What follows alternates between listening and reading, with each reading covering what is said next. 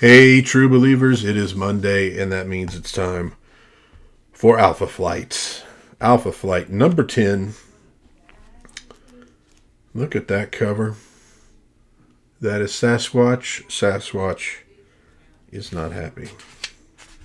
And who do we have up in the corner box? Sasquatch, Guardian, Aurora, and North Star. And that tells us who's going to be in the book. Hey, let's first pay some respect to Moon Patrol. Man, I love that game. I played a bunch of that. So now last issue ended with the revelation that that the science station that Walter Lankowski was at, had brought the Super Skrull back to Earth. And so we have the beginnings of a fight. But this this issue, opens in New York City, second largest city on Earth, considered by many to be the greatest city in the world. And so who's in New York? Well, that would be Dr. Hudson. It looks like he's looking for some real estate.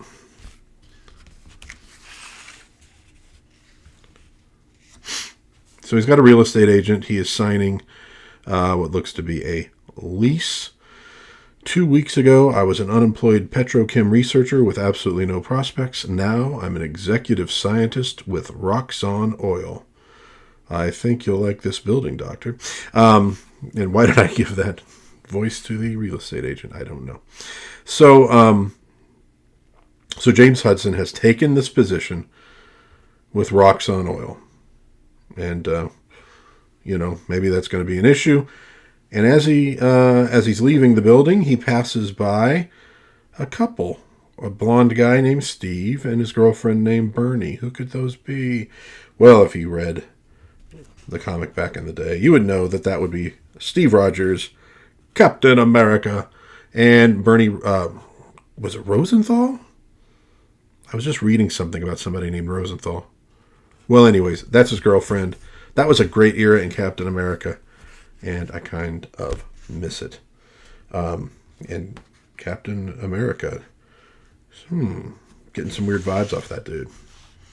I wonder who he is. And so he goes into an alley and rips off his clothes, which usually in New York does not involve revealing a superhero costume, and flying away. And so here the Canadian Superman is flying around New York City, and he's thinking about all the heroes that live there, and, kind of having some memories.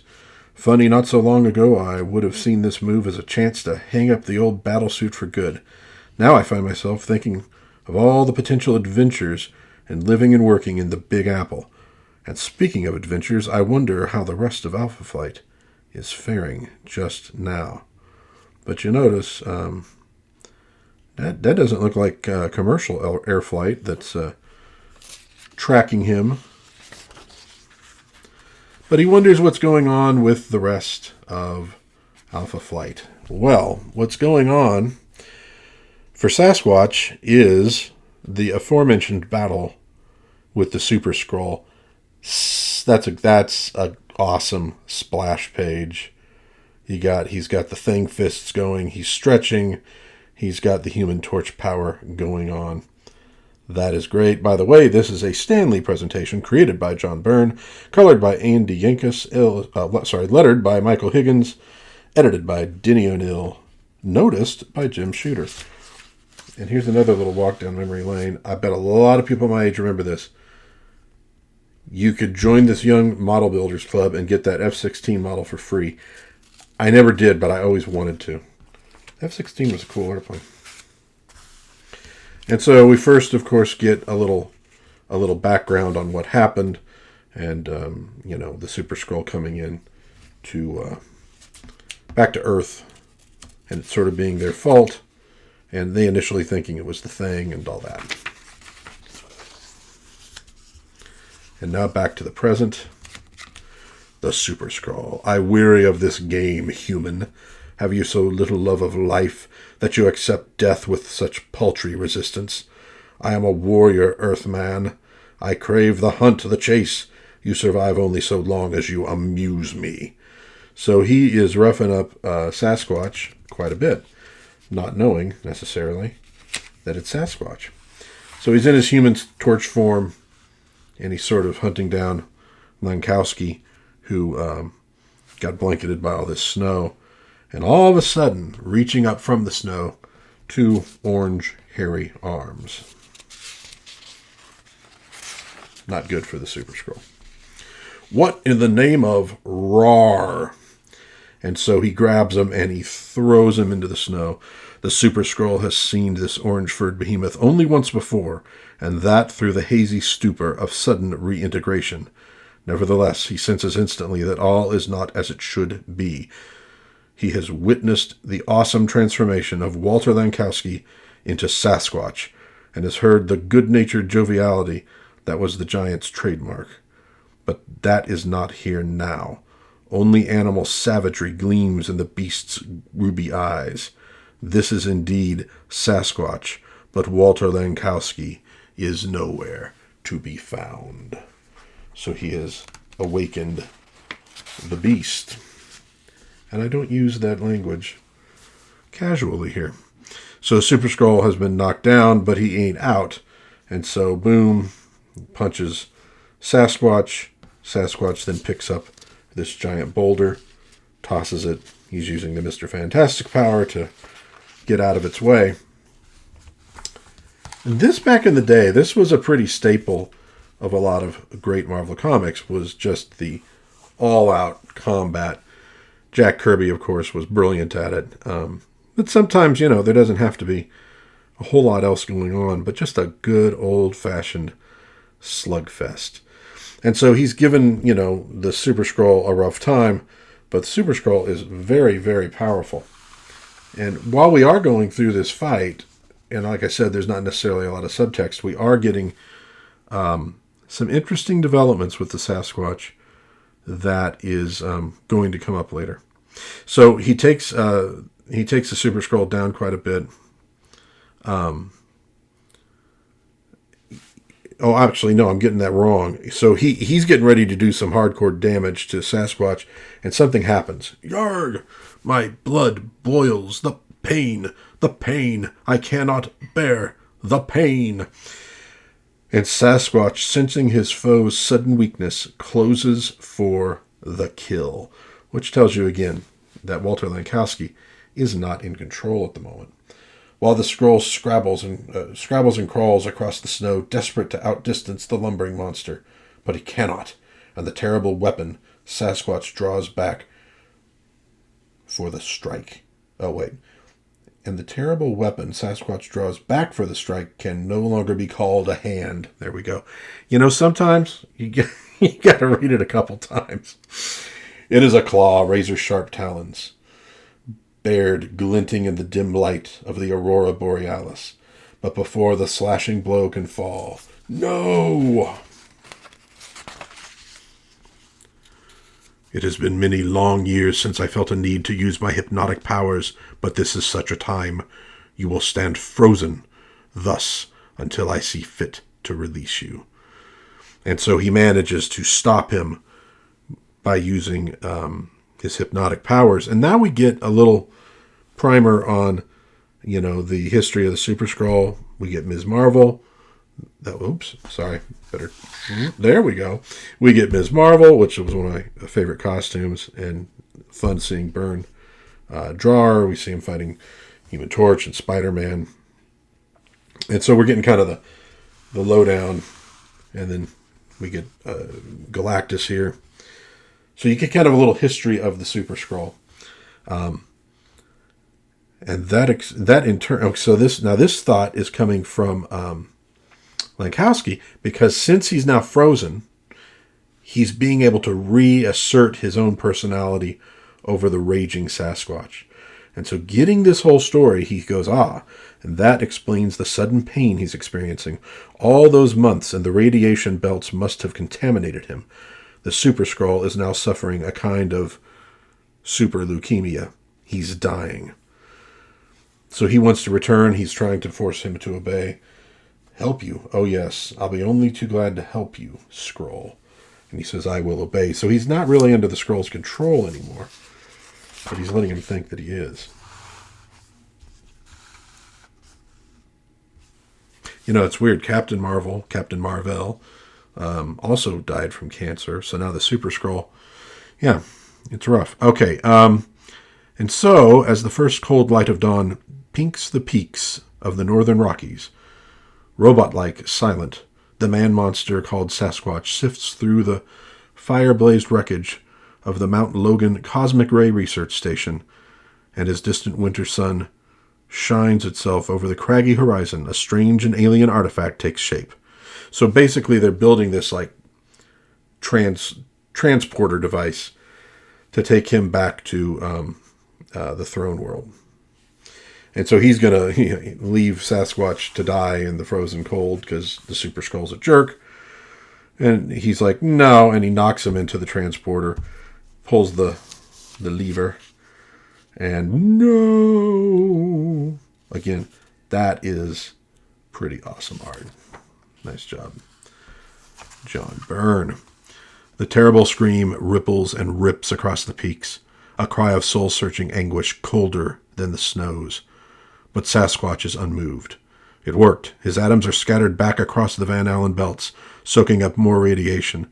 If the murderous off-worlder even manages to get himself reintegrated again, he should last about 5 seconds before the cancer finishes him off. Dang, that is cold. Pat yourself on the back, Lankowski. That's the way. See if you can figure out some way that beating the Super Skrull balances the deaths of 4 men and 1 woman. Those people came up here for simple, harmless research. Pure science. Hardly something to die for. And I've discovered a side to Sasquatch I'm not altogether crazy about. Bruce Banner lived for years in the shadow of his monstrous alter ego until he found a way to tame the Hulk. I hope this hasn't been a warning that my life might run in the other direction. If I should ever lose control of Sasquatch again. That's a plot point for this series. So we will be revisiting that concept. And so Walter Lankowski goes back to Vancouver, back to his home, and waiting for him there is Aurora. And there's worse things to have waiting for you at home than Aurora. And so she comes home to him, and so they got a little romance going, and he's a little surprised, probably also a little bit happy too. Our backup in this one, Family Ties, is essentially going to recount how North Star, Jean-Paul Martin, is brought into the fold. And so essentially they find this image of him in the newspaper. He's a champion skier. And they notice, hey, that looks an awful lot like Aurora. And so Guardian checks and realizes, that in fact his twin brother. And so they were not adopted, obviously, by the same family. She's a little bit confused.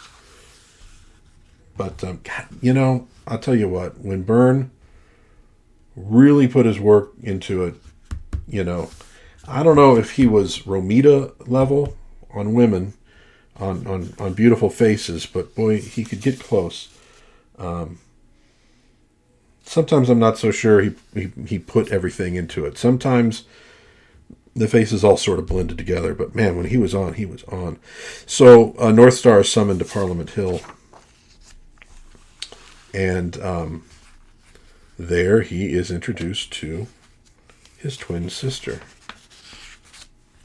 And so we get a little bit of his own history.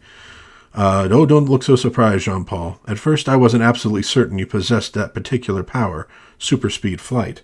Then I checked your sports record. Your rise to champion coincides exactly with your last year of puberty, precisely when mutant powers normally manifest themselves. It must have been a terrific time for you, Jean-Paul.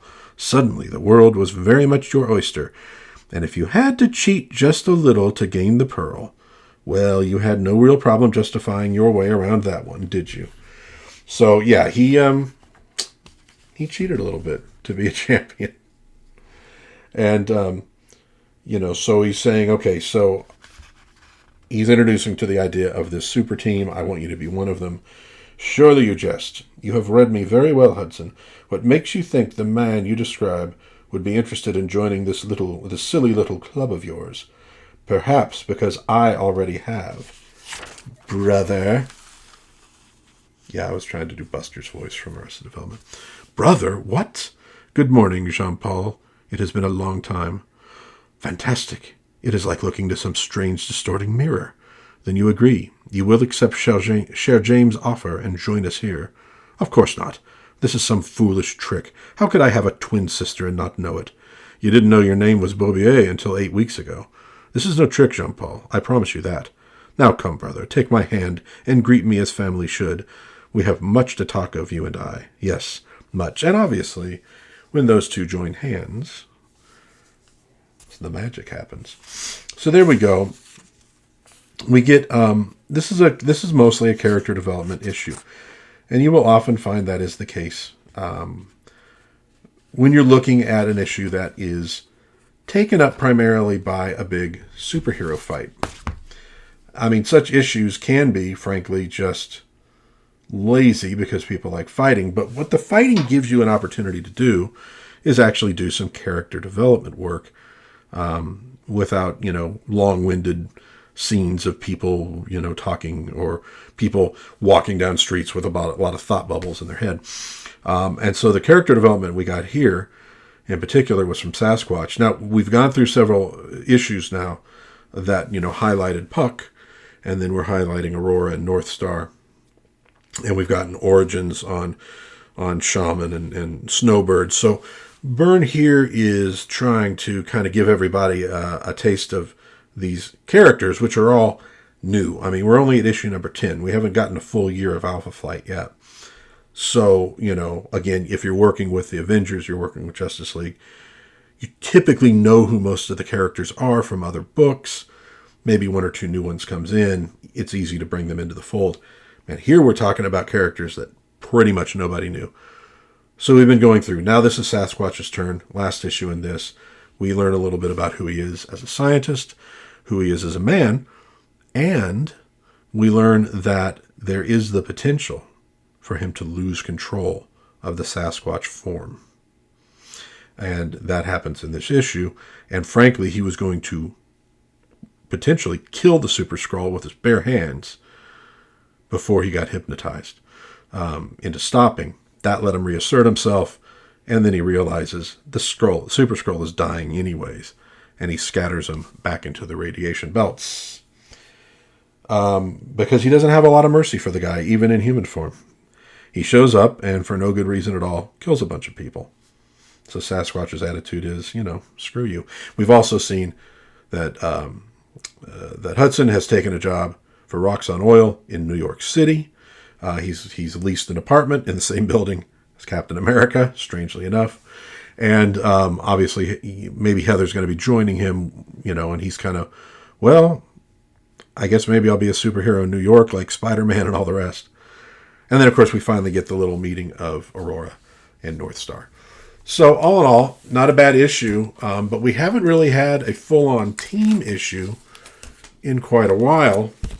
And frankly, we're not going to get one next time either. But we are going to get a little solo adventure, primarily solo adventure, from Alpha Flight's ersatz leader in issue 11. To save the life of the woman he loves, he must face them. Who are them? Hey, wait a minute. Is that supposed to be Professor X? Is that... No, I don't think it is. So we're about to, the Justice League of America has its crime syndicate. The Avengers have their Masters of Evil. And it looks like Alpha Flight's going to get its own evil super team to fight. But they're not going to be fighting them as a team.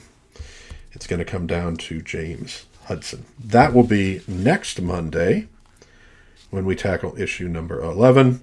As I read through Alpha Flight issue by issue every Monday. Well, folks, what do you think of this issue? What do you think of the character development of Sasquatch? Did you enjoy the giant slugfest? Was it in the Mighty Marvel manner? Let me know in the comments. If you have any questions about these books, I would be happy to answer those in the comments as well. Any corrections too? Hey, if I got anything wrong, please let me know. Or maybe you got some theories about what's going to happen next. Anything at all, throw it in the comments, and if I can answer it, I will answer it. Until next time, God bless everybody. Please be kind to one another. Have a little bit of fun. And I will see you next time in Dad's Den of Pop Culture.